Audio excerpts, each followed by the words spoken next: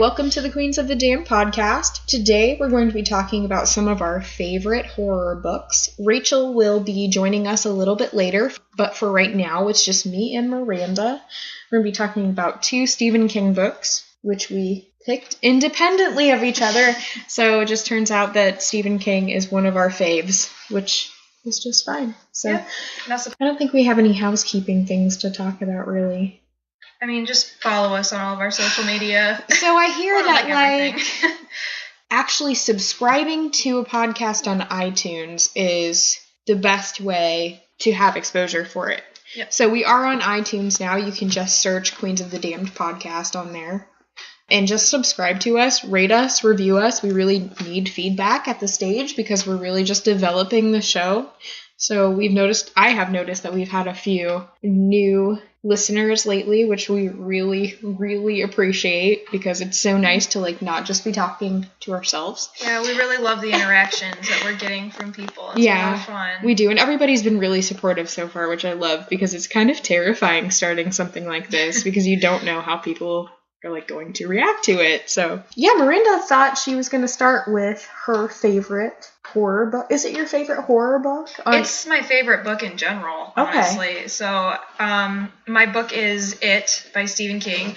I read it last year over the summer, and I read it within a month, which it kind of sucked a little bit because it was a lot to read within one day to try to get it over within a month because it's a long book. It's a long book and it's a lot. There's a lot to it. I don't want to say complicated. It's just it's a pretty heavy book, I would say. It's a very dense novel. Yeah. Is it 800 pages or something like that? I think so. Long. It's long. It's just there's a lot of content, and it's, at least for me, it was an emotional roller coaster. Now, I'm somebody who I don't get nightmares from movies, especially not books. Books don't give me nightmares, but I actually did have nightmares while I was reading this book, and that could have something to do with the fact that I am mildly afraid of clowns. Although Pennywise hasn't ever really gotten to me, but I did have nightmares about Pennywise while I was reading this. So that was interesting. But a lot of Stephen King stuff, to me, it's horror, but it's so much more than that. It's always about something that people can relate to. And for me, it was really just a story of how to overcome the demons of your past. And you see a lot of common themes in his books of childhood friendships and how they last throughout your life. And that was another theme in this as well. If you've seen the movie, then it's about this group of kids who deals with this demon, and they just call it because they don't know what it is. And in the movie, it's Pennywise most of the time. In the book, it's Pennywise, but it's other things more often, I would say. Pennywise is just the one that they see the most because this demon takes on the form of what terrifies them the most in their life. And it's a huge emotional response for all of the children. It's not just, oh my gosh, this is terrifying me. It's so much more than that. And I think that's why, for me, it was such an emotional roller coaster because it was, something that really adapts to what scares you the most. That's really terrifying. Yeah, and I was thinking that, for me, it is about really the basis of our fears. Mm-hmm. What is the core of what scares us? Yeah. And I remember when I was younger, I had a friend who told me how much this book scared him. Mm-hmm. And that it was the thing that kept him up for nights, and he was not a person to scare easily. So I think that's really what does it for people, is that it's really just about the basis of our fears. Well, yeah, and I think with the second part, seeing them as adults coming back to Derry to defeat it all over again. I think it just goes to show how important it is to actually deal with the demons of your past and to deal with all of your fears and your problems, because you see all of these people, they all have issues. They've all got problems, and you can say either from their childhood or just they just have these issues that they've dealt with as adults. And you see them in the end, they all, they come together and they defeat it, and they're all changed. They're all changed people. They've all overcome their problems, which, seems obvious for any book, but it's a big deal. For me, it was. I remember I cried at the end of this book. I bawled my eyes out. I stayed up until I think 2 a.m. trying to finish it because it's such an intense ending too. And I just bawled my eyes out because something that Stephen King does is he develops such an attachment to his characters. I don't understand people who can read his books and not become attached to those characters. There's so much characterization. And to come to the end of the book and spend so much time with all of those characters, it was heart-wrenching. And it has a sad ending. The movie has, if I remember correctly, has more of an uplifting ending.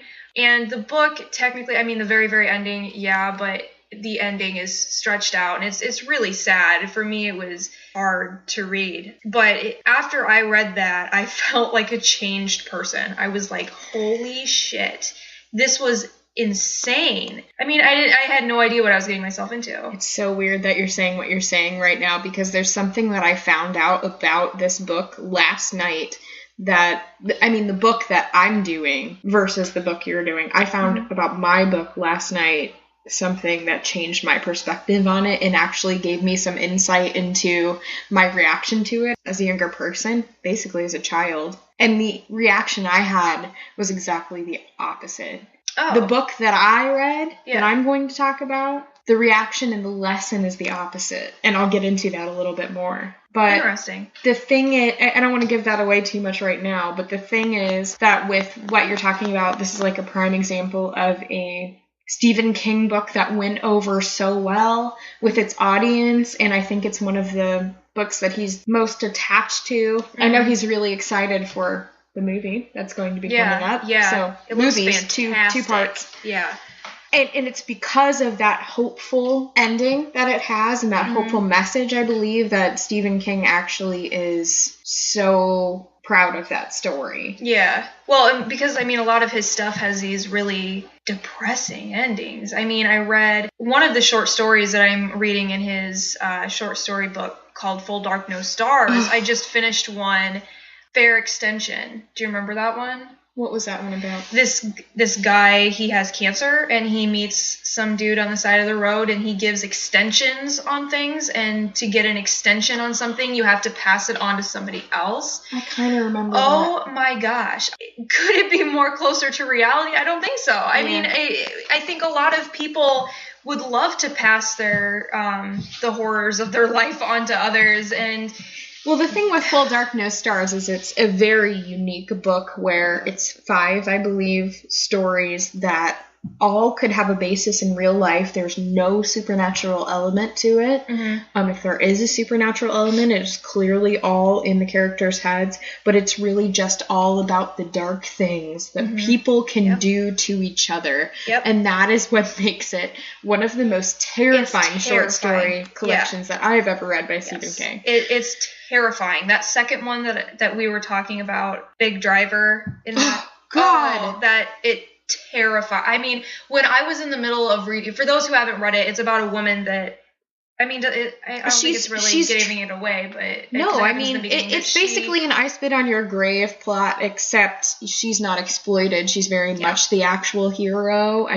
She's trapped into this man raping and almost killing her, and she gets revenge. Yeah, she really does. But man, was I nervous around just people in general while I was reading that. I was like, I felt very uncomfortable just being around people in general because, again, you get so almost close and attached to these characters, it really deeply affects you.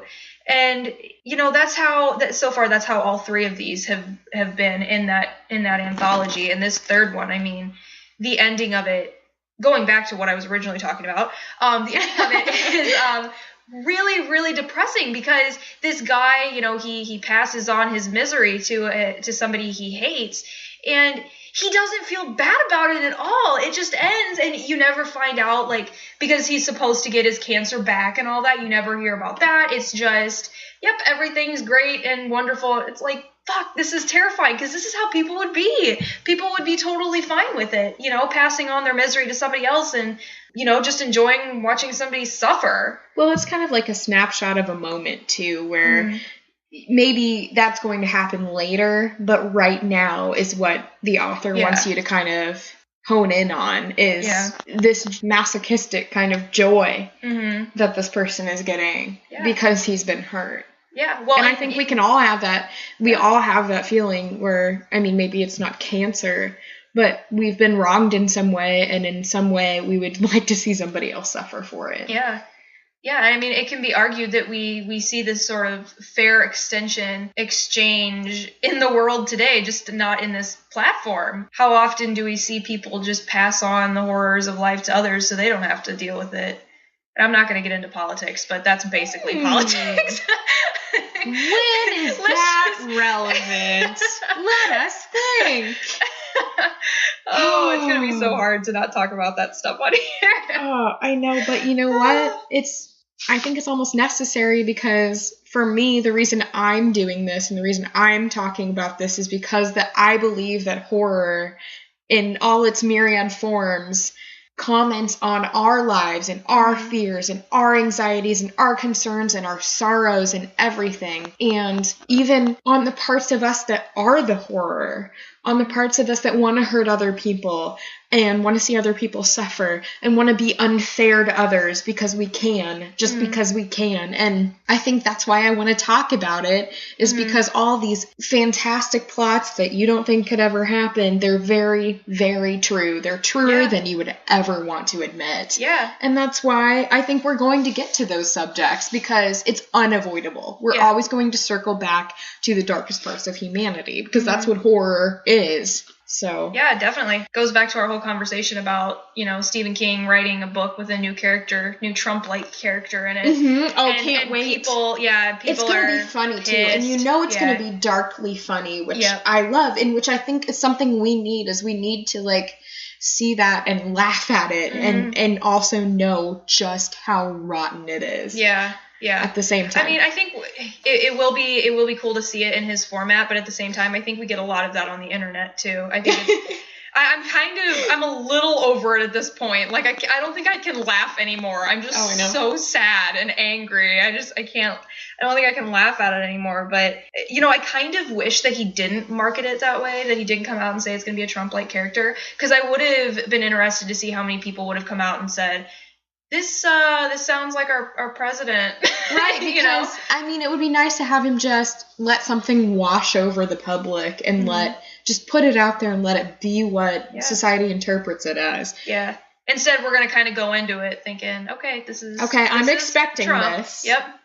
Right. Yeah. But I know it's going to be great. Yeah. No matter what it is, no matter how it was marketed. I mean, it's going to be a novel, right? It's not just a short story. I don't know. I haven't read that much about it, but it sounds really. Yeah, I think it's going to be a novel. It's going to be interesting. So other stuff about it that oh man, I think I pretty much covered it. I don't want to give a lot away because they're coming out with a new movie. It looks phenomenal. I watched the original movie before I read the book, and after I read the book, I was really bummed out by the movie. I loved Tim Curry's, interpretation. Yeah, interpretation. Thank you, of Pennywise. But beyond that, it really isn't the book. It's not that effective. Yeah, it's kind of silly. To me. Yeah, and the new one just absolutely looks incredible. It's getting some backlash, but not enough to really be relevant. I think people are more excited about it than anything, because the new guy, I can't even remember his name right now. I'm totally blanking. But the new guy that's going to play Pennywise,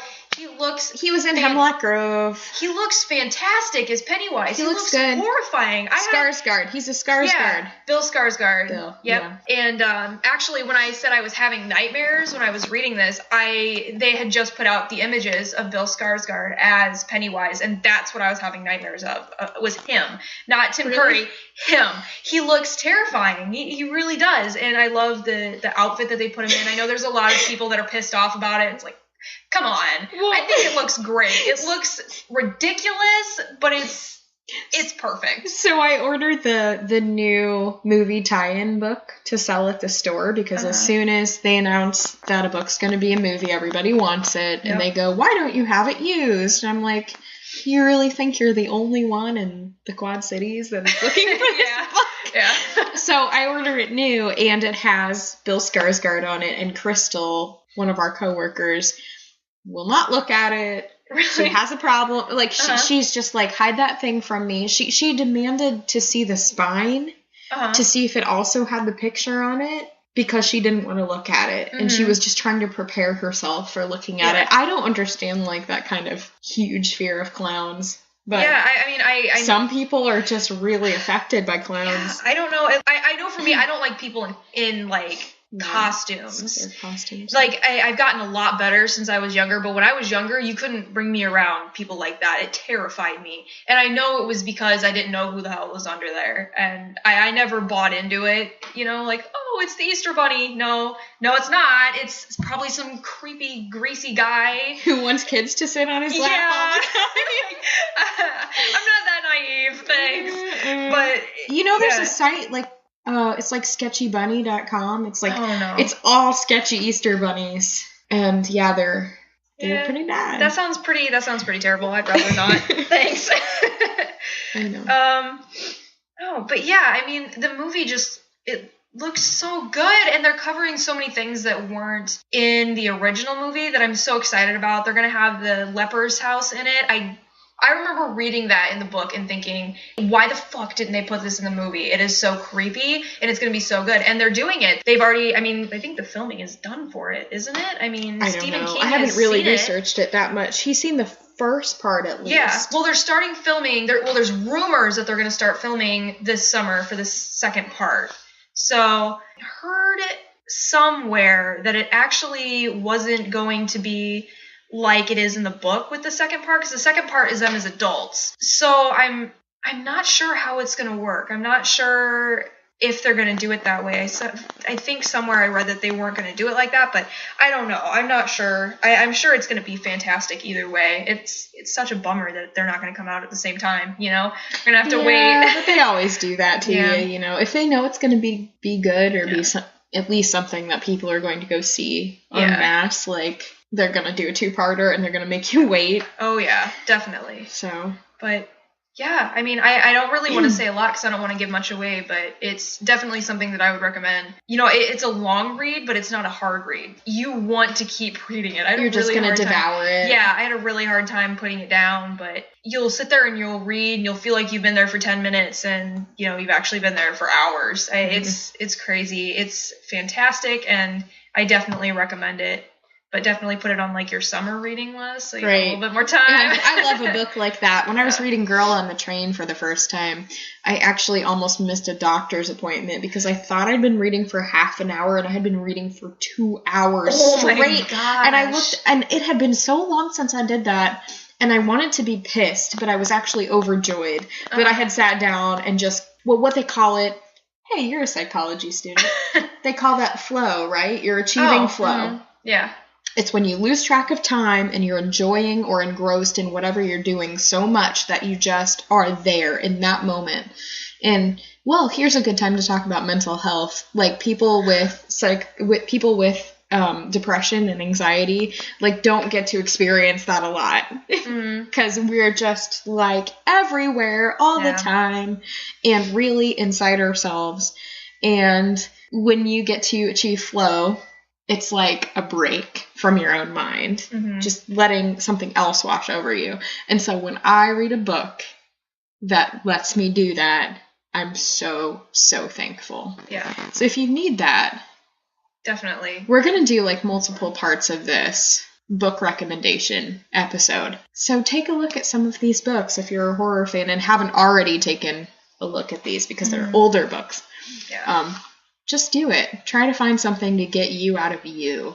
It's healthy for all of us, whether or not we have a problem in general. Yeah, so. Yeah. Well, I mean, I think books are the healthiest way to do that, too. Yeah. You know? Well, or really, whatever hobby. I mean, some people draw, and some people...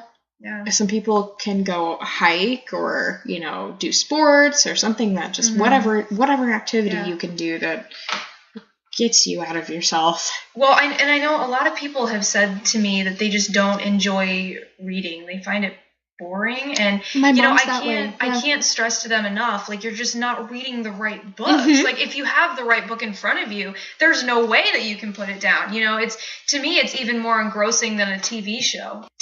I mean, I get hooked on them, but not like this. It's totally, because it feels like the second you open that book, you are in that universe. And I think that's why I had such a strong reaction to it, was because it was like, holy shit, I'm done with this. You got sucked in. Yeah, like you were in there. I'm done. Like, I had to take like a week hiatus from reading because I was like, I can't get out of this. It's really hard for you to shake yourself out of the world. I have a professor who, the first time I heard this term, I loved it so much. It's that when you're a reader and you're a really engaged reader, you are a co-creator of the story, because when I read a book, I'm going to have a different universe than yours is, because my universe is going to be based on my past experiences and my thoughts about the world and everything else that makes me me. And so every time someone opens a book and reads a story, they make that story their own. Yeah. Along with the author. And that's super special. Like when you watch something, not that films and TV shows aren't great, but you're a little bit less of a co-creator when you're watching something, that's because the director has a vision of images to put into your mind. Yeah. Like, that are right there for you to visually see. Like, the author might have images in mind, but he's going to illustrate that in words. Yeah, and you still see it in your own way in your mind. I mean, when you're watching something on TV, I mean, you don't get to visualize anything. Everything's right in front of you. Yeah. So when you have a book, I mean, you make up the sound of somebody's voice, the tone of somebody's voice. I mean, you take everything completely differently, you know? Or I've done this so many times where there's a character who's described who reminds you of somebody in your life. So that's them to you. And you can't do that with a TV show because you have that actor right in front of you. And so, unfortunately, Louis the vampire in Interview is going to be Brad Pitt forever. Yeah. Like, it sucks. But when I read the book, I hear Brad Pitt's voice. And so it's so hard to get away from that. Yeah, definitely. Well, do you want to move on to your Oh, God. The thing is, you always think you're talking for a lot less time than you actually are. Okay, so I am going to do Pet Sematary, which is my favorite horror book of all time, not just my favorite Stephen King book. I did some, like, really cool complete notes the other night that I wasn't expecting to be able to do. So my favorite quote from Pet Sematary is, "He bought her 6 dresses, and I brought her goddamn cat back from the dead. So who loves her more?" Oh, shit. I know. So I learned some really awesome stuff about this book last night that I didn't know before, and I had first read this book in 6th grade, which I probably shouldn't have because I think it ruined me a little bit as a person. But the things I learned about the book made that make sense. So how the story got published, do you know any of this, Maranda? No, I don't. Oh, this is great. So Pet Sematary was not ever supposed to be published. It was something that Stephen King wrote, and he thought it was too dark, so he put it away in a drawer, and then Doubleday screwed him over. So they had this kind of payment plan with him where they would pay him $50,000 every so often out of what they would owe him. But it turned out that by a certain point he had $3 million in his Doubleday account, and it would take him like 60 years to pay him back. And so they were not gonna do anything. They were just going to pay him $50,000 every whatever period they were doing and call it good. Well, he was like, "No, you owe me $3 million." And they were like, sorry. Well, maybe you could give us another 2 books. Oh, and my then, gosh. Yeah, I know. Shitty, huh? So, well, he said, "Well, I'll give you 1 book." So he pulled Pet Sematary out of his drawer and he said, "Here you go. I warned ya." And he said, and this is a thing that I didn't know, here's a quote from Stephen King. "If I had my way about it, I still would not have published Pet Sematary. I don't like it. It's a terrible book. Not in terms of the writing, but it just spirals down into darkness. It seems to be saying that nothing works and nothing is worth it, and I don't really believe that." Which is so funny that you picked it and I picked Pet Sematary, and that you were saying the best thing about it was that it had this hopeful thing at the end about conquering your fears and your past demons, and mine has nothing. Everything is desolate in it, and that's, to me, why it's the thing that still scares the shit out of me to this day. So that's the background on how it got published.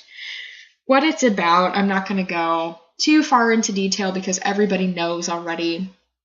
But basically, it's like the monkey's paw, like the old tale about someone who gets 3 wishes and they fuck them all up. And then the last thing is they wish for their dead son to come back, and they hear a knock on the door, and then their last wish they use to kill the son again because they realize it's just so terrifying, like they made a mistake.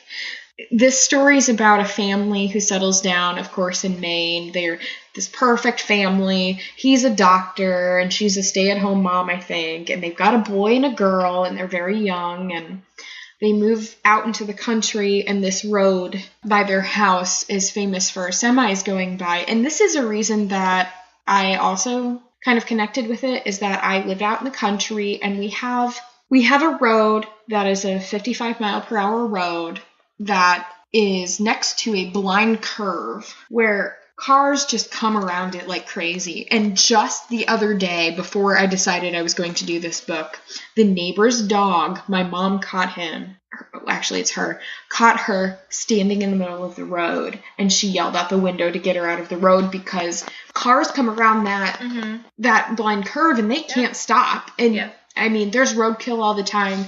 There's car accidents. There was a young boy. I wasn't home at this time, but when I was in high school, there was this young boy who swerved to miss a deer coming out of that curve, and he hit a tree. Oh, geez. And my mom said she'd never seen someone bleeding so much. He had crawled out of his car, and he had a head wound, and she brought a blanket out and left it with him because it was just soaked in blood. Oh my She never found out what happened to him. So, like, the imagery of this story was kind of ingrained in me since I was young. Maybe even before I'd read it. It was just kind of part of my life. Is like the scary things that happen here are things that I associate with my childhood and growing up kind of in a forest preserve. And so the neighbor, the creepy neighbor guy warns them, don't let your pets out in the road, don't let your kids out in the road because they're going to get hit. Well, the cat gets hit. Everybody knows this. Well, then the creepy neighbor guy tells them there's this burial ground that's an Indian burial ground, which, I mean, that's a great idea. I mean, why don't you just roast some marshmallows out there? Yeah, God. everything like that works out so well. And they bury the cat in this burial ground with this really sketchy ceremony. But, I mean, I can't even describe this book. You just have to read it. It's like, it puts you under a spell reading it. Because it sounds so basic and kind of so silly with me describing it, but, like, the way it's written, it gets into you. Well, I mean, I've only seen the movie, and I mean... the movie was kind of ridiculous. Well, I think the concept of it was creepy, was really, really creepy. I mean, the kid they got to play was kind of funny. He was adorable. It was His funny. name was Miko? No. Oh, Miko. That's great. He's adorable. That's great. But, I mean, just the concept of it is so creepy. It's very creepy. So, no, don't watch the movie. Read the book first. Maybe then watch the movie for a laugh, but you will never forget the book. So they bury the cat. The cat, of course, comes back, but it's not right. It's, like, stumbling around like a zombie, and it smells like a dead thing or like the earth. And the dad keeps it and everything, and then eventually, of course, their son, their toddler, gets hit by a car, and he's compelled by this burial ground to bury the son there. And the son comes back, and of course, he's not right either. And so, I mean, and there's no happy ending here. But for me, the reason this got me so much was that I'm terrified of death.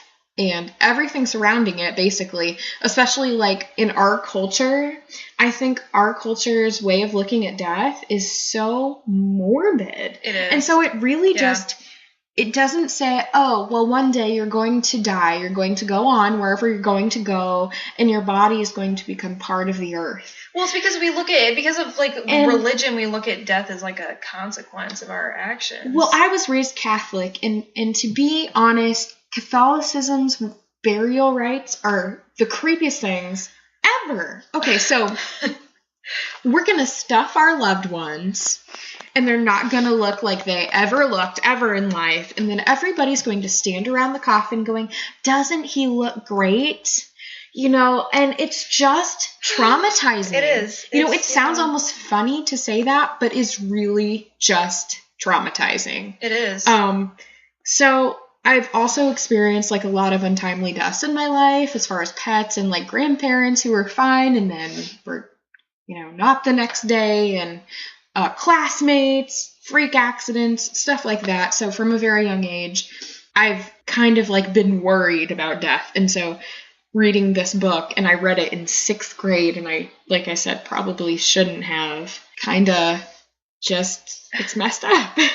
So there's a lot of ways that Stephen King is successful in just like completely saturating my mind, at least, with this story. When I read it, it was at a time before like I automatically identified any literary devices in a story. So I experienced Pet Sematary with pure emotion, like not knowing how I was being manipulated by the author. Mm-hmm. So this doesn't make the manipulation any less valid or effective. Like it's in there already. I can't get rid of it now. So some things that I now have realized that he did, maybe last night, just putting on my like literature hat and going, here are some things that he did in the story. He does like variations on a theme of untimely death. The only thing scarier than death is untimely death, where somebody's not supposed to die and they die. Yep. So, well, it reminds us of our own mortality. Yeah, exactly. We never want to be reminded it's like, of our no, own mortality. You don't just live until a ripe old age and then go, well, I think I'm going to sleep now. You know, it's awful. So here are some things that happen in this story as far as untimely death go. A horrific hit-and-run accident with a college student. Someone's sister dying of spinal meningitis. Pets and kids being run over in the road. And like I wrote this and you already brought it up, but this kind of brings our lack of control as human beings into very sharp relief. Yeah. So he also... I wrote the devil's in the details. Like, there are some things, like objects, like images that he brings up that you won't forget.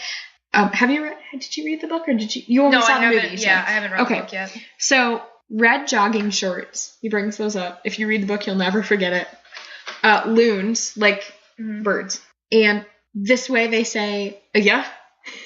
In Maine. Like, you'll never forget that either. Yeah. It's so weird. Yeah. But he makes all these ridiculous things sound like terrifying. And then, of course, he brings up all the things that come along with death when somebody's dead, funerals, and questions from your children about what happens to us after we die, the burial practice. I think that he did a lot of research on actual burial rites when he wrote this, so he knows exactly, like, for some reason, like, it was brought up that when his son is buried, there's, like, a coffin in a, like, chamber, and then there's, like, a stone thing that it's in, so, like, nothing can get to it, and then they put the earth on top of it, and so he learned about all that stuff, and it's, like, even creepier when you think about all the stuff that goes into it. There's, like, when he has to dig his son up, you know, once he's dead, and he's just like oh my god, it's like a toddler. Yeah. And he's got, in the book, I mean, in the movie, they're working with a real 3 or 4 year old. They can't do a lot of the things that are described in the book.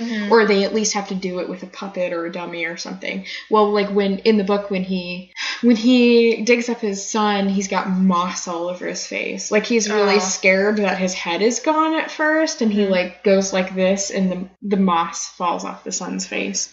And like his head is sewed on because he was hit by the truck. Yeah. Yeah, I know. It's just like the most awful thing things that you could ever imagine are all in this book. Yeah. And it's like all the things that you imagine about death that you never have to deal with. It was kind of like when we were talking about the autopsy of Jane Doe, and I was saying like all those, like all that death paraphernalia or whatever. Yeah.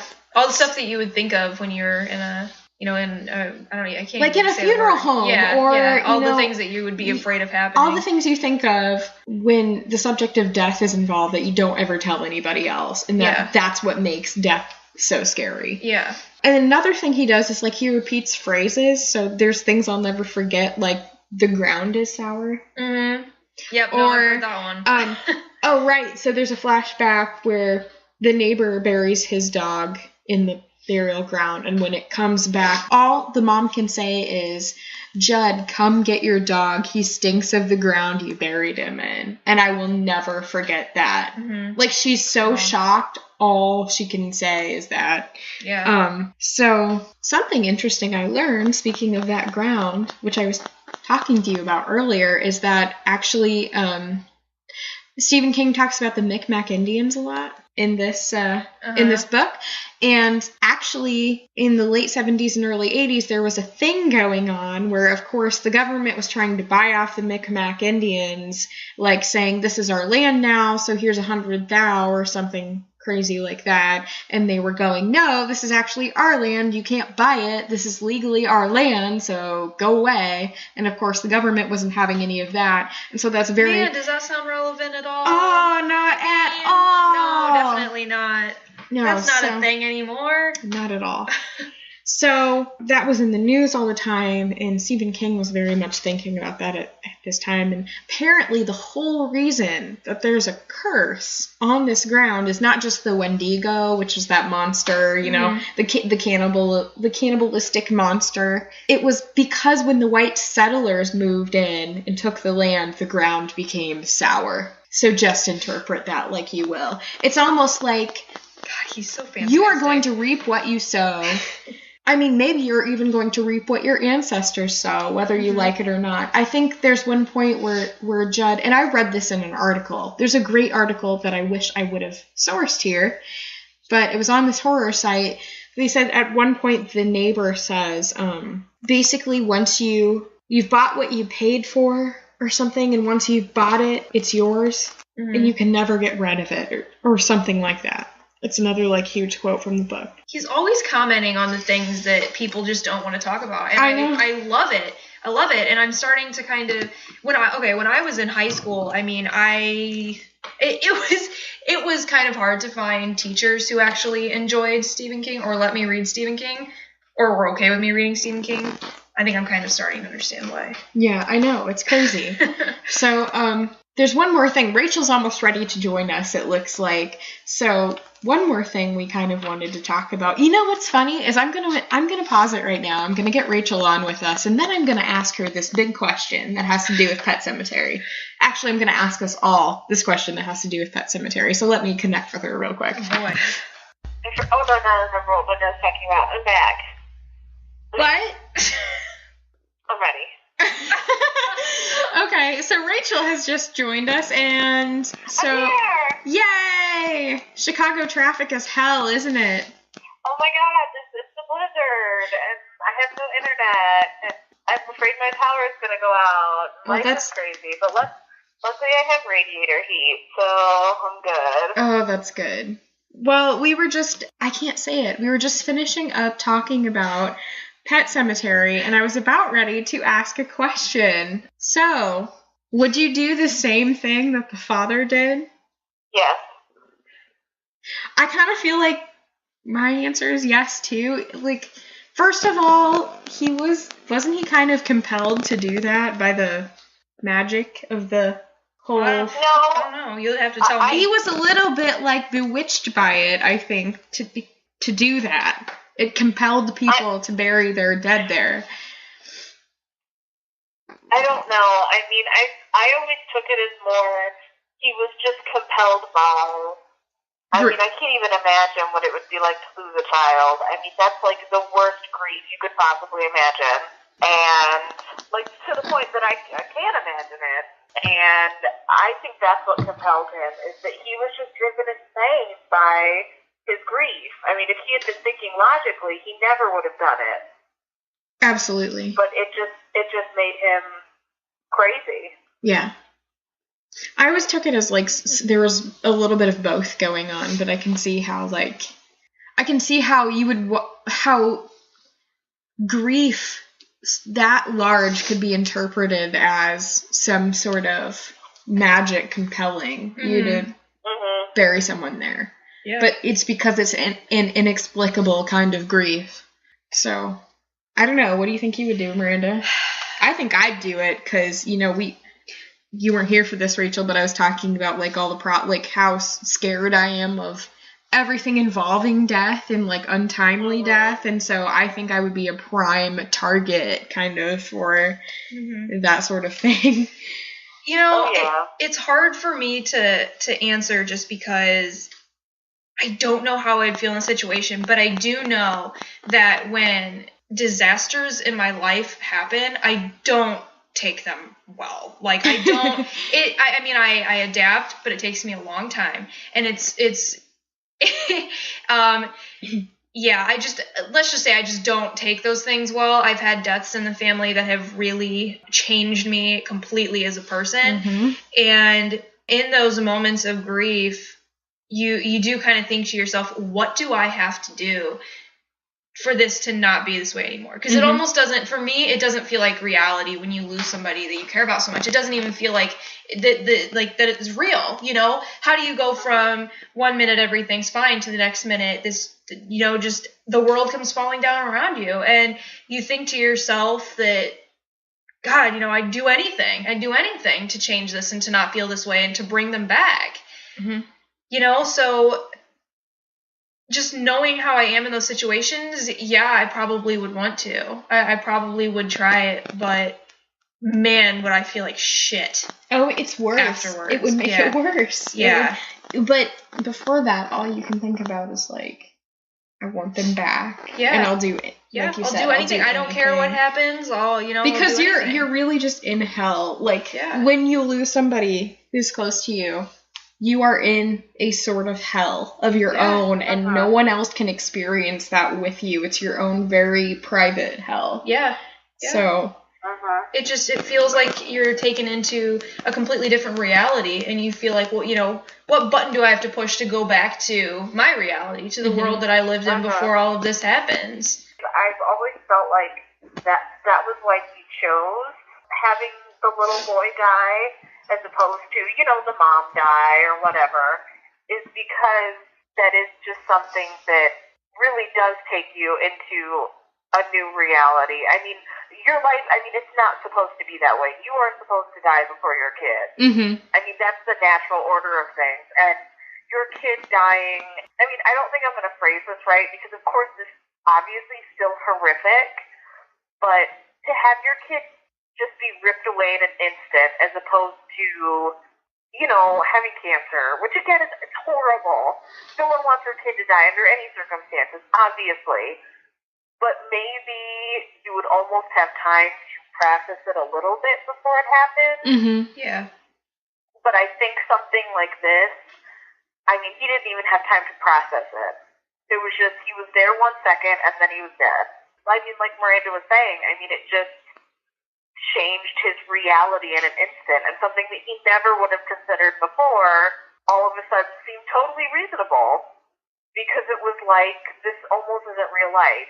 And also, I just realized that he was there when it happened. Like, of all unimaginable things, there's the child dying, but then there's witnessing the child dying, and then there's the, if I would have run a little bit harder after him, if I would have done this, it wouldn't have happened. If I could have just been paying attention and not had my back turned. Yeah, and, it's that survivor's guilt. I think it affects... even if he wasn't there for it, I think he still would have somehow blamed himself. People have a way of doing that. You know, I know I do that. Of course. You know? Yeah. That kind of, like you were saying, what if? You know, what if I hadn't taken him out to fly that kite? What if, it could go on and on and on and on and on. Yeah, God. So on that very happy note. That book, well, and I don't know if you guys discussed this. You might have, but the version that I have is some anniversary edition, so it has an intro from Stephen King, and that's based on one of his kids, I don't know which one, but almost being hit by an 18-wheeler, and he did get to his kid's time, obviously. I knew that, and I had that. That was my first copy of the book that I owned. And I read it until it almost fell apart. So I got a new one. And this is the first edition. But yeah, I remember that. And yeah, it's messed up. And there was a pet cemetery outside his new home, and he used to hike up there and go right because it was so quiet. Right. Yeah. Gosh, that'd be creepy. And their pet got hit by a car. Oh, the cat Smucky. He talks about a grave in the pet cemetery, and it's Smucky. And that was his cat that got hit in that road. Yeah. Wow. Now he's got Molly the Thing of Evil. Molly the Thing of Evil She's is the so best thing on I Facebook. love it. Yes. I love it. At least we got to end that on a happy note. Yeah. Rachel, I know. what book did you pick? So originally I was going to pick The Shining, which probably is my favorite horror book, but I can't really discuss it in like detail without just getting into some personal stuff that I'd probably rather not talk about. So I picked The Exorcist by William Peter Blatty, which is probably the scariest book I've ever read. This was one of probably only 2 books that gave me nightmares. I read this book when I was 14, and I had to go sleep with my parents because I thought my bed was shaking, and I was possessed. Oh my gosh. This book, it terrified me like no other. I mean, I don't even really know why, but possession stories have always really scared me.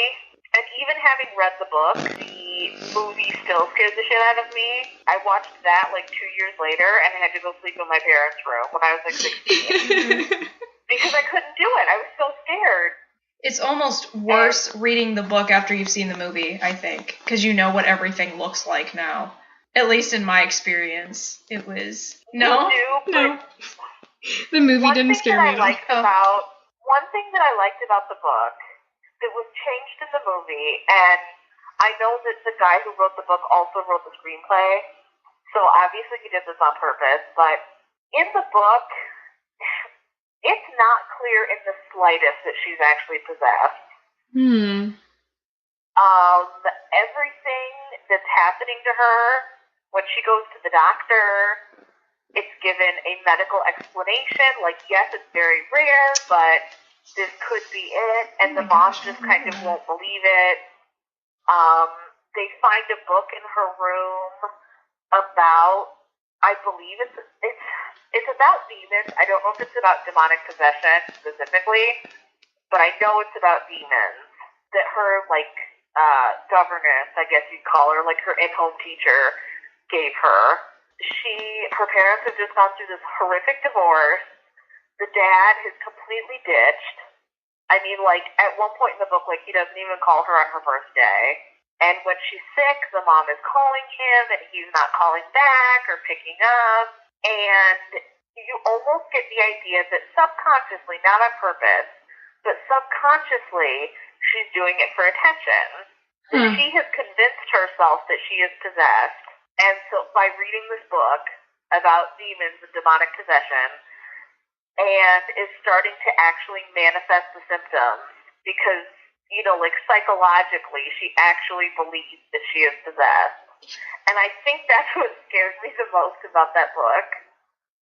Is not being possessed, but psychologically believing you're possessed, and that, oh God, I didn't know this. And not knowing, but that your mind could make all of that stuff happen to your body and not even be aware that your mind was doing it. That's the worst. What scared me. Yeah.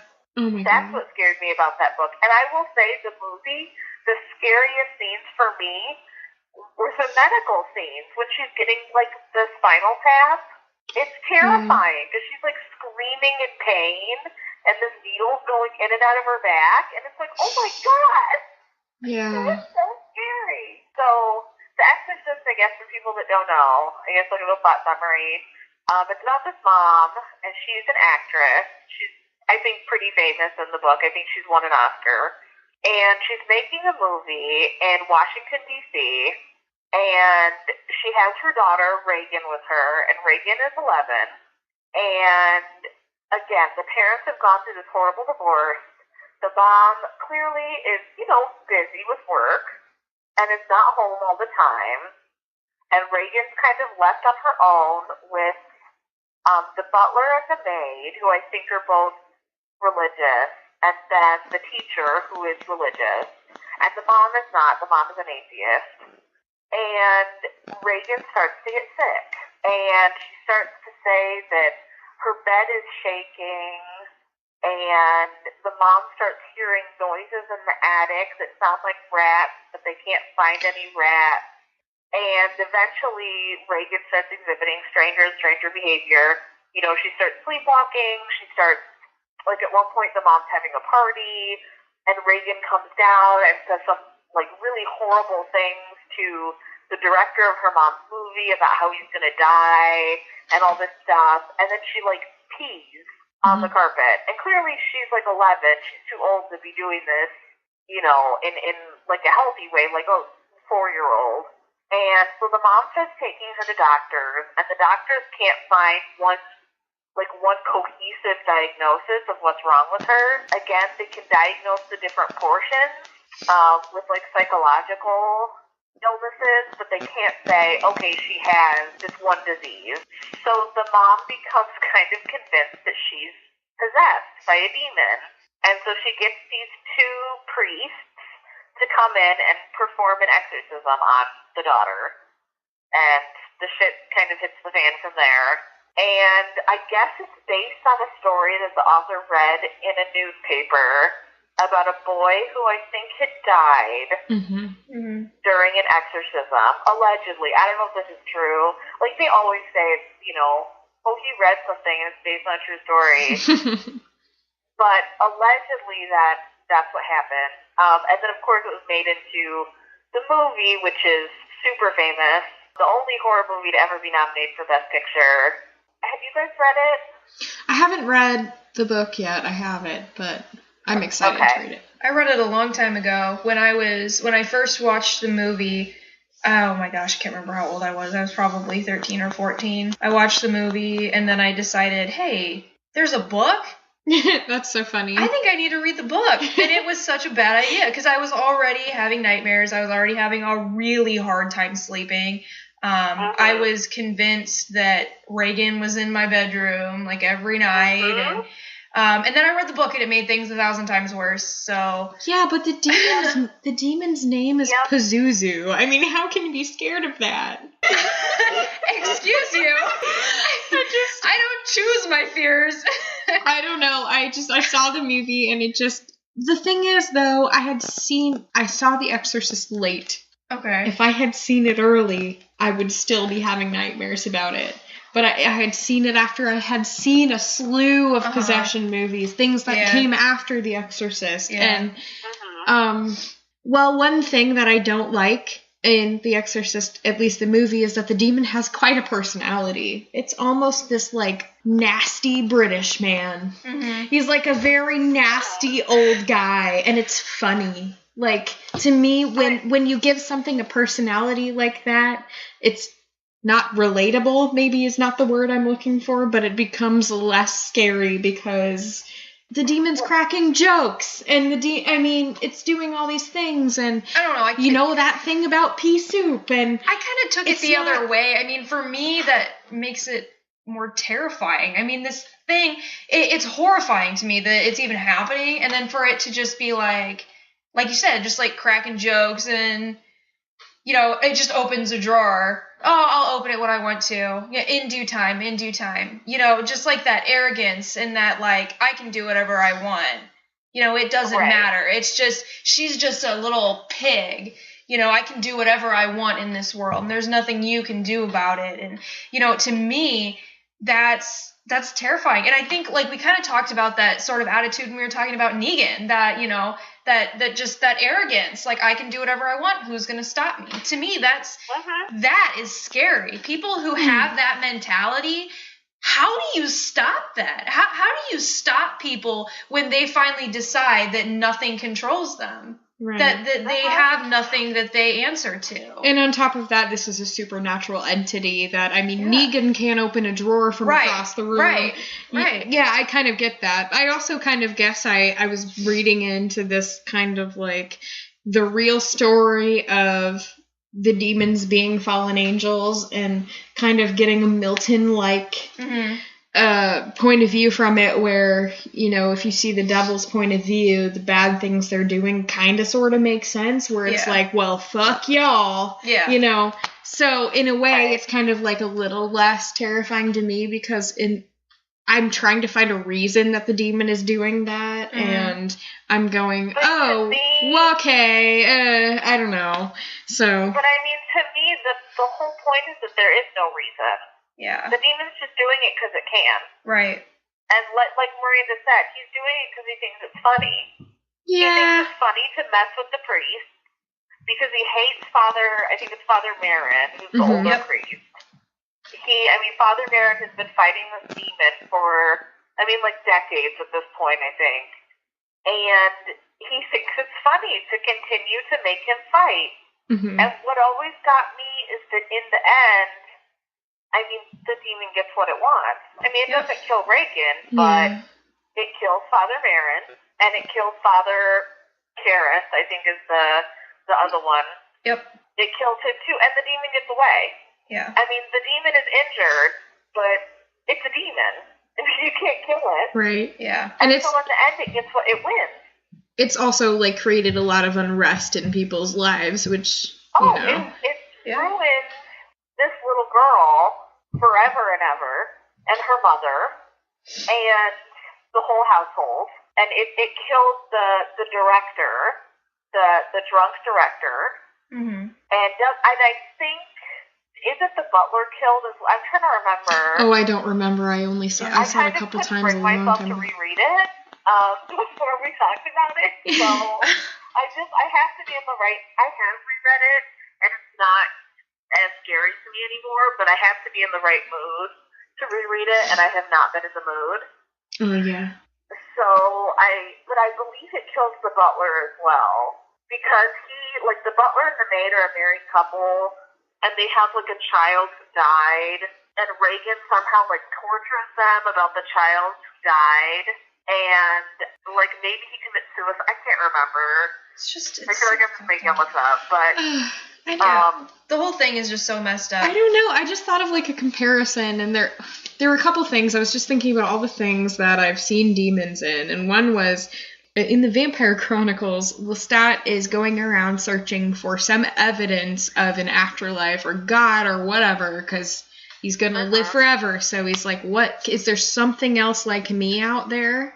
And he goes, in passing, he says, all I see every once in a while are these things that people call demons that possess usually children, and all they do is throw fits. And they act like kids, and they make things move across the room. And that's all. And it's just so very unsatisfying to me as a solution to, what's out there. And that's one thing I think about. There's that. And then to me, and I was thinking about what's the scariest thing that makes somebody lose control of themselves as far as children go. I was thinking of The Woman in Black. That, to me, is scarier. This that movie. apparition. No, but there was a book before. But the book was okay too. But the movie scared me. I don't know why. This thing that makes children do something, but it's not inherently possessing them, and there's no way at all to stop it. There's no religious ritual that can stop it. No belief you have, no symbol you have can stop it from doing what it's going to do out of its pure hate and revenge. And it's making children do obscene things and kill themselves in horrible ways. And that, to me, somehow made it scarier than something like The Exorcist to me, which I know, is a very unpopular opinion. So, I don't know. Well, I think it just depends what scares other people. Of course. The only two movies that have ever really scared me to the point that I could never ever watch them again is The Exorcist and, frankly, Paranormal Activity. And they're both possession movies. They're both people completely losing control of themselves and being made to do things that they would not normally do. And I can watch other possession movies. I have seen probably the majority of them, and they don't bother me. But just something about those two movies. The Exorcist, I tried rewatching it once and made it about 45 minutes in and was like, why am I watching this? And I turned it off and never tried again. I did the same thing with Pet Sematary. I tried to reread it one fall, and it was like, what am I doing to myself? This is very unhealthy. And I stopped because all it was doing was putting me in this terribly dark place. And I thought, why do I need to be doing this again? So Yeah. So The Exorcist is the only movie that's really, really gotten to me, and every time I watch it, it's like almost re-traumatizing. But for me, I mean, I've seen it a few times. I consider it my favorite horror movie because it did that. So I don't know if there's just something wrong with me or what, but I enjoy that because it's hard for me to find stuff that really, really gets to me. And a lot of the time, people who love horror movies, they enjoy that fear. I don't know what it is, but I enjoy it. I don't get that a lot. And so I love rewatching it. And it does, like you said, it does put me in a really dark place, and it, probably is unhealthy, but for some reason, I love it. If I want to be really, really scared, that's what I go to. Well, for me, I guess I need to rephrase that a little bit, because I think there's one or two things that put me in such an extremely dark place that it's not benefiting me at all.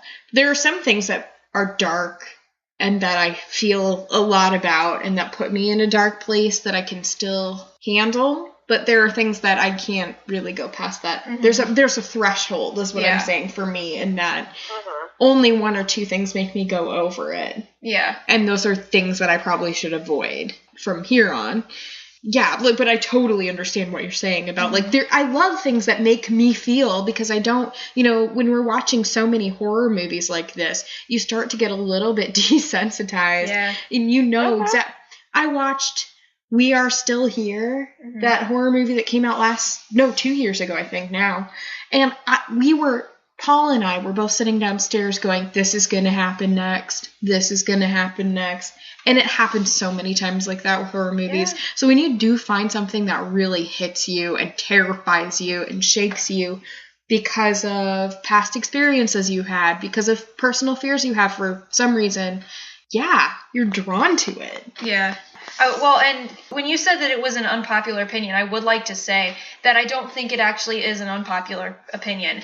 I remember when I was in high school, I tried showing it to a group of my friends. They laughed the whole time. They thought it was hilarious, the special effects and everything. And it really bums me out, because I remember thinking to myself, actually, I remember saying to my mom, I'll never be able to date somebody who can't appreciate old special effects. If you can't appreciate them, they still look good. What? I think the special effects in that movie still look good. They were great. I thought they were fantastic. Because but there are some people that just want CGI. Constant CGI. It all has to look 150% real, which CGI doesn't even look that real. No, that's what I was going to say. Is I will take practical effects any day over CGI. Well, and Linda Blair got whiplash from that bed scene where she's going back and forth on the bed. She got whiplash from that. Okay, if you can't appreciate that and you're just going to sit there and laugh the whole time, I cannot be in your presence. It's just don't even do bother. That. And I think we've all done that. I'm going to go ahead and speak for everybody right now, which is something I'm not very comfortable doing, is we've all sat in a group and laughed at a horror movie that if we had to watch it alone in the dark, we would be crying like babies. Yep. So I think that's one thing, is there's that group element to it. Yeah. You laugh so you don't have to be scared, because if you establish that it's funny right away, you don't have to process it like that. Right. Yeah, I mean, I just saw Get Out in the theater a couple of weeks ago, and it's definitely, first of all, it's amazing. If you're listening and you haven't seen it, please see it, 5 times. It's great. But it was definitely one of those things where there were some, scary moments, and everybody screamed, and then immediately everybody laughed, right? Yeah. Because that's what you do to release the tension. Yep, that's exactly what I was going to say. Yeah. And it was probably the same thing with your friends on The Exorcist, is that was a good way to release the tension, was to just laugh. Yeah. Because then nobody knows that you're scared. Right, yeah. Or because you are scared, and then it's kind of reminded me of, when somebody tickles you and you laugh, that's actually a fear response. That's an anxiety response. I do not laugh. I cry and scream.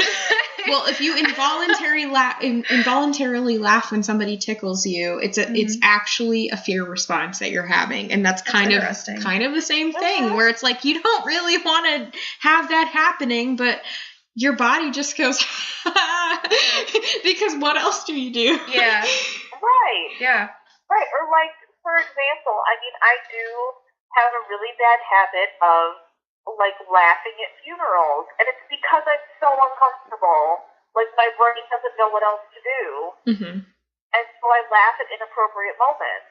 And a lot of people are actually like that, and it's a similar thing. I mean, I just get so uncomfortable that I laugh. It's almost like your body's trying to get endorphins going through it, and they know that, it knows that's a way to do it. So it's like, well, this is not healthy for me to be feeling this way, so if I laugh, then it's going to get these chemicals going through my body to make me feel better. Mm-hmm. I don't know. Yeah, I'm sure it does have something to do with that. With The Exorcist, I think it does also, it really does depend on what scares you. I mean, to some people, the idea of demonic possession is so out there that it's not scary.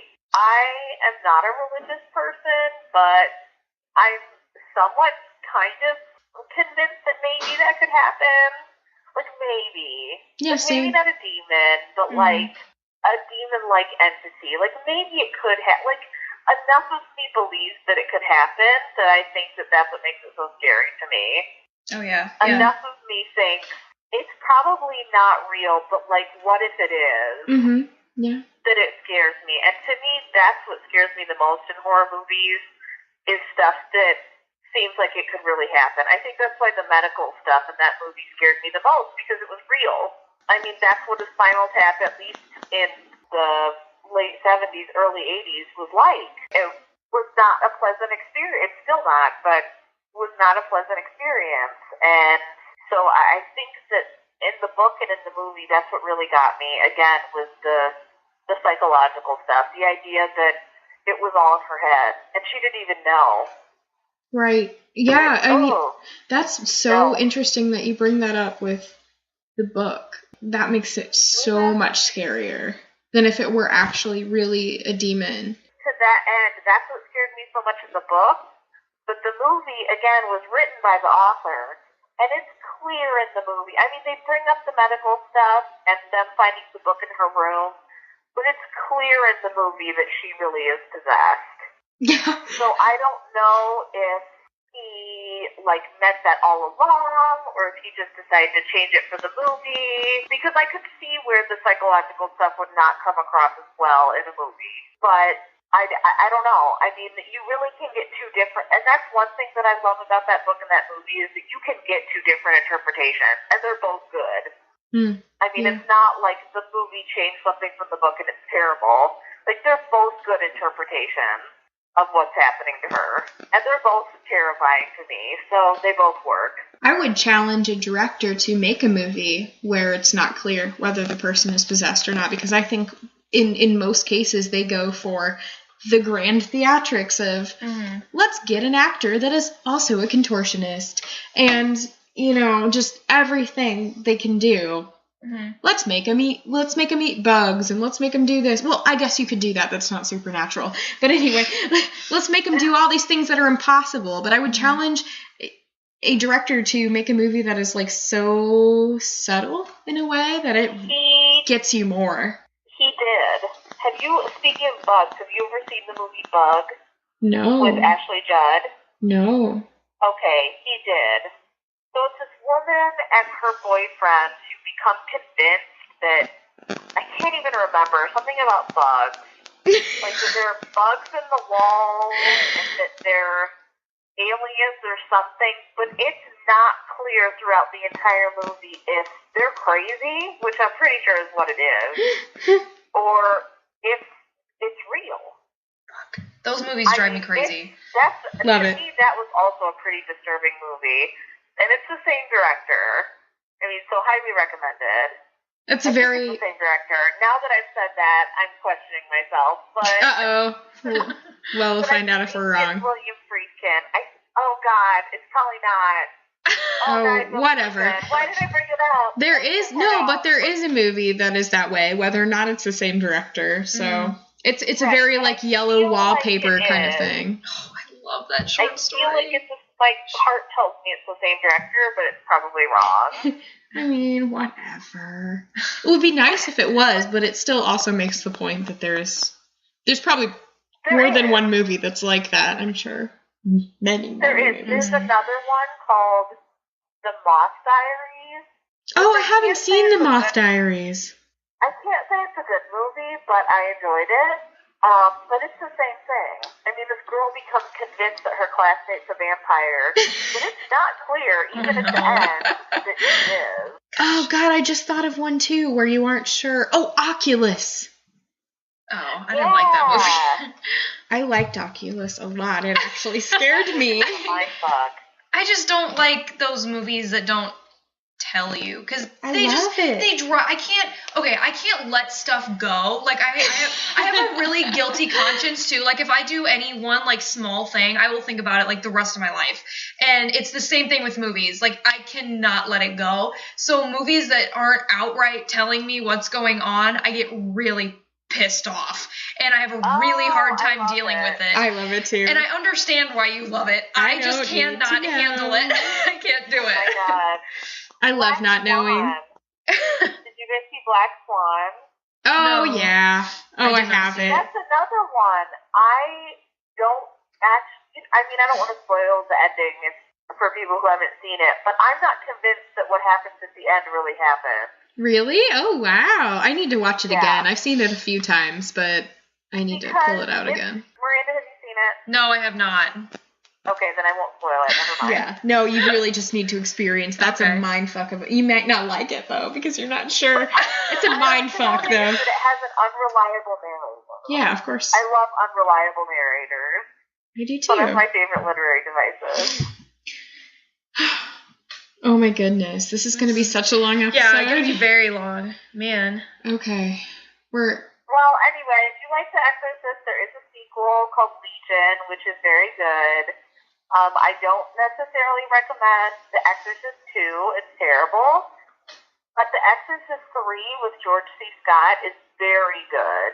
That one I can actually watch because it's more of a mystery. That one is great, but the other Exorcist movies you can skip. They're shitty. Yeah, that's what I've heard for the most part. I'm really like, I have this weird thing with sequels too. I don't like watching sequels. I just assume that they're gonna suck, so I don't watch them. I mean, so that's a fair assumption. Yeah, so I haven't watched any of the sequels, but that's what I've heard. The Exorcist 3 is very good. Yeah. I do recommend that one. It's really well done, and it's kind of connected to the first movie, but like not entirely. So, whereas The Exorcist 2 is like a direct sequel with Laurence Olivier. No, Richard Burton. Richard Burton. I don't know. Well, did you watch the TV series? No, I was waiting to see if it got renewed for a season 2. And then I might possibly watch it. I love Gina Davis, so I feel like I could do it for her. Well, I think they need to renew it. Like when they first announced it, I was like, I was so pissed. I was like, they're gonna ruin this. This is gonna be terrible. I was like, Fox? Really? But man, was I wrong. I was really, really wrong. It was fantastic. It was so good. She's Reagan grown up, isn't she? Well, I mean, you don't find that out until the end. Oh. Yeah, that's not like, it's not really, it's not till the end, but it's definitely not something you know right away. I think that's our knee-jerk reaction, though, is to immediately... I thought she must be. Well, it's not, they don't really tell you. But I was like, no, but she's adult Reagan, right? Well, okay. That's so funny. Well, and here's the thing. When I was watching it, I was kind of thinking the whole time, please don't be older Reagan. Please don't do this. And they did end up doing that. I can't remember how far into the season that they announced it, but it definitely was not like when you started it wasn't like a given. It wasn't something that you were just supposed to know or something that was obvious. I think they were, it was intended to be a shock. And it wasn't really a shock for me. It was more like, I can't believe you did it.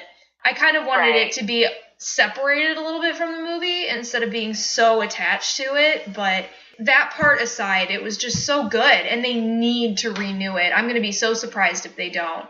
Every time I enjoy a show, they cancel it. So I'm not to watch until it gets renewed. unless it's like a sure thing. Hey, let me guess. You don't like Supernatural. I hate Supernatural. Sorry. Oh, man. I mean, it's on its Sorry, 12th guys. season, so I figured you would have killed it if you liked it, but... Yeah, I could never. I watched like 4 seasons, and I could not get into it. You got that far? Okay, we shouldn't bash other shows. I didn't prefer Supernatural, so... I don't know that this guy actually ever. I assume he wrote other books. I've never read them. I've only read the sequel, which is Legion, which is good. It's not as good as The Exorcist, but it's good. It's still pretty spooky. But I know he just died. That's really all I know about him. I don't. Have you guys ever read anything else by him? No. Have you ever heard of anything else by him? No. No, I know he's written other stuff, though, and I know they're just not as popular as The Exorcist. Well, no. I mean, he had his one breakout book. But, yeah. And my original book, The Shining, of course, if everyone hasn't read it, read it, please. It's amazing. And the sequel is very good as well. Skip the movie. I like the film. I still like it. As a separate movie, it's good. Yeah. But connected to the book, it's terrible. I could view it as its own entity and enjoy it, but like you were saying, connected to the book, it's bad. Yeah. If you look at it as an adaptation of the book, it's bad. If you look at it as its own piece of art, it's good, I think. But if you have to choose, read the book. Yeah. Oh, I mean, definitely. always, if you have to choose, read the book. The book is so creepy. I mean, the movie for me didn't even creep me out, but the book did. Oh, yeah, no, the movie didn't scare me, but the book scared me. Yeah. Any last stuffs before? I don't have anything that scared me this week, except for those short stories that I was reading from Full Dark No Stars. Oh, God, those were creepy. But I don't have anything fun to share. I'm on spring break. No, me either. I'm rereading The Bizarre Bad Dreams right now. Oh, it's so good. It's so good, but I have not heard of any really good horror books that have come out so far this year, so... But I tend to hoard my horror books till October, and then I read them all. That's a good idea. For Halloween, so I try to only read horror books in October. So if you hear of any good ones that came out this year, let me know. I'm always looking for fun ones. I always creep on your Goodreads list of horror to try to figure out what to read. I have not been able to read lately because I've been so tired, and it's been very depressing. So I'm hoping now that I'm starting to come out of that part that hopefully I will start to be able to read again because it's really a downer. Oh, I love know. reading. Hey, I just started The Little Stranger. Oh my god. It's so good. Wait till you get to Don't tell me. nursery scene. All I'm going to say is the nursery scene. All I remember is you saying that one time you were home alone and you were reading it, and that was it. And you were in that scene, and then the phone rang and you jumped out of your skin. I can't wait. I love a good old-fashioned gothic ghost story with a rotting house, and there's only one maid left, and all that shit. I love it. So awesome. I read one that I think it's definitely on my Goodreads. It's called This House is Haunted. Hey, I just put that on my Goodreads list today. Oh my god. If you like The Little Stranger, you will like that book. It's really good. Oh, I can't wait. And that was one that I just flew through. I mean, I read it in a day. Because I couldn't stop. It was so good. Yeah, I stayed up way too late last night reading The Little Stranger. I was like... her books are amazing. So good. Okay, well, we should probably wrap this up now. Next episode... What? Bedtime! Yay! Next episode, we're going to have a guest, and it's going to be my friend Aaron. Because when I asked him what his favorite true crime story was, he said, well, I'm not going to tell you what it was. And I'd never heard of it before, which is really weird because I'm pretty into true crime. So next episode is going to be themed farmhouse murders. Yeah. So we're going to do a couple of those, talk about... we're not going to actually murder anyone. We're going to talk about a couple of those and also talk about Gillian Flynn's book, Dark Places, because that kind of centers around a farmhouse murder. Which will be fun. That'll be super Such fun. a good book. So. And I will be talking about the actual scariest book that I have ever read, because it ties into that theme. The one book that I will literally never, ever, ever read again. Yes. I can't wait. Yeah. Oh, it never. sounds so fun. So don't forget to follow us on so many websites. iTunes first, Facebook, Twitter, WordPress, YouTube. And we try to put every episode up on YouTube because I know that there are people who prefer to rip it from YouTube. So we're trying to just give people all the options. But most importantly, subscribe on iTunes right now. I think that's kind of our goal. And rate us. Give us rate, review, and subscribe. Oh, SoundCloud too. Subscribe. We have a lot of subscribers on SoundCloud, and SoundCloud's actually not a bad app. So you can just download straight from there, just like you would on iTunes. Subscribe to us on there. It's a free app. It's pretty neat. So okay, well I think we're done. It's like almost 12:30 a.m. now. Oh my so gosh, I get to drive home in the snow. Oh, yay blizzards. Okay, in March. All right, that's our scary thing for this week. yeah. It didn't snow all winter, and now it's snowing in March. We got like how much? Too much. I don't know. Much? It's too much. A little bit is too much. You know, I love the winter, but I'm fucking done. So I know. I can't take anymore. Oh, okay. All right. Well, good night, everyone. Stay safe. Good night. Yeah.